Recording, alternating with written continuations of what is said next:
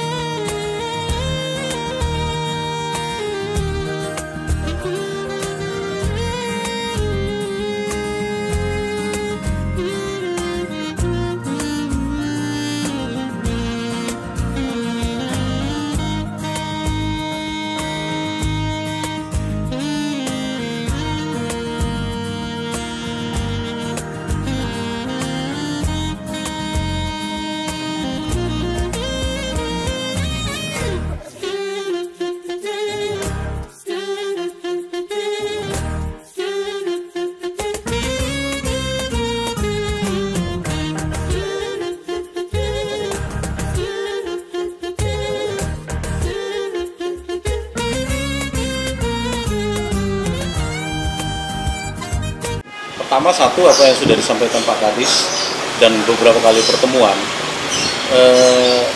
Pak Deputi Odo ini kan orang yang cerdas ya, orang yang cerdas, orang tidak sembarang. Artinya antara alibi dan evidence nantinya itu seimbang. Itu kalau beliau, karena beliau itu termasuk orang yang memang harus nyata dan untuk mengawal isu itu harus goal. Beliau respon. Awalnya memang ketika itu belum begitu tertarik. Tapi ketika keseriusan Pak Kadis, kita berikan apresiasi untuk langsung berdialog tatap muka dengan beliau. Pak Deputi menarik karena satu, ini daya tarik. Bukan dia tidak pernah membela karena kampungnya. Saya tahu persis. Dia tidak pernah berbicara seperti itu. Tetapi ini menarik karena ini istana, awalnya istana negara kalau tidak salah. Usulannya istana mini saja ya. Istana mini terus berubah tambah jadi istana kepresidenan. Istana kepresidenan ini kan juga idenya beliau kan bagus, Pak Kadis. Istana kepresidenan itu hampir di beberapa daerah ada, kan gitu. Apa latar belakangnya kan gitu? Pertama, satu, ini complicated ini. Banda Maluku adalah simpul atau tempat bagaimana orang asing, terutama orang Spanyol, Portugal itu datang rame-rame mencari rempah di sini. Jadi kita akan kombinasikan istana kepresidenan ini tidak hanya sebagai wujud gedung fisik saja, tapi di dalamnya banyak perpustakaan yang menceritakan tentang Maluku secara umum, Banda secara khusus. Dan kalau bisa tidak hanya Maluku Tengah ya, tidak hanya Maluku Tengah dan provinsi, tapi ada keterkaitan seluruh cerita. Makanya ada narasi tunggal.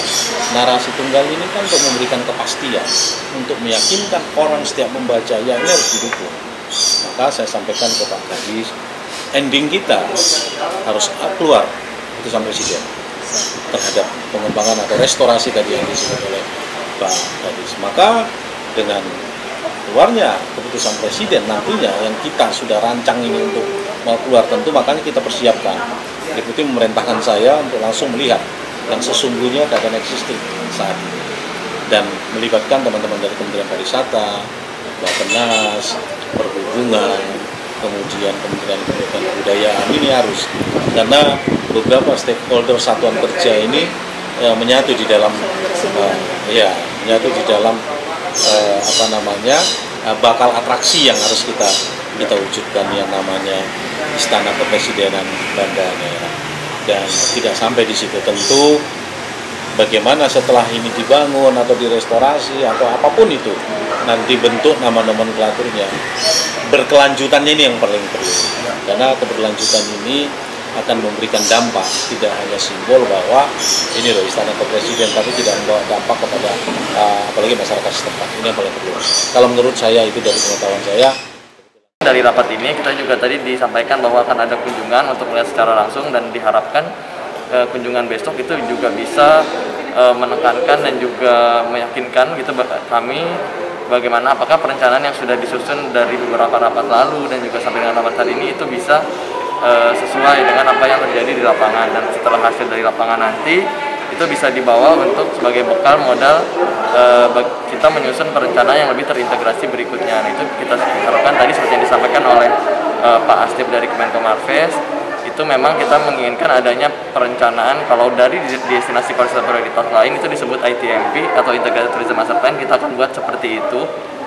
Nah itu yang mana tadi isinya adalah berupa visi pengembangan bandar sendiri, lalu terkait dengan target-targetnya, lalu terkait dengan skenario pengembangannya, juga gap analysis dan indikasi kebutuhan pembangunannya apa saja, termasuk terakhir adanya rencana pembangunan ataupun rencana aksi dari stakeholder mana melakukan apa. Nah itu juga kita perlu untuk membuat timeline dan juga mencapai target yang diinginkan. Mungkin itu yang jadi dengan kegiatan ini adalah kita pelestarian dan perlindungan cagar budaya. Saya kira ya, saya kira kalau terkait dengan revitalisasi Istana Mini, nah itu memang fokus untuk direvitalisasi, tetapi ini kan nantinya arahnya ke destinasi, ke bandanya. Jadi berbicara itu kawasan, berbicara luas. Nah di situ tentunya harus ada dukungan-dukungan, penguatan-penguatan, terutama SDM yang ada sana. Nah kalau dari kami dari Direktorat Jenderal Kebudayaan sudah melakukan namanya workshop-workshop penguatan komunitas-komunitas budaya, baik itu komunitas lingkungan alam, kebersihan sampah, itu sudah dilakukan workshop tahun lalu dalam rangka pelaksanaan jalur rempah juga. Jalur rempah ini kan terkait dengan potensi yang ada di Banda dan dengan Malaya kan. Nah itu menjadi titik jalur rempah.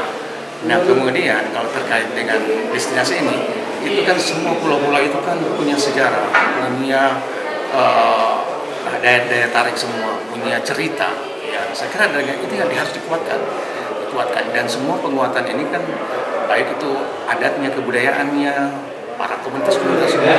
Nah itu kemudian sudah ditetapkan di sana warisan budaya Indonesia sebagai satu penguatan juga, macam kora-kora atau belang, warisan budaya Indonesia itu sudah ditetapkan.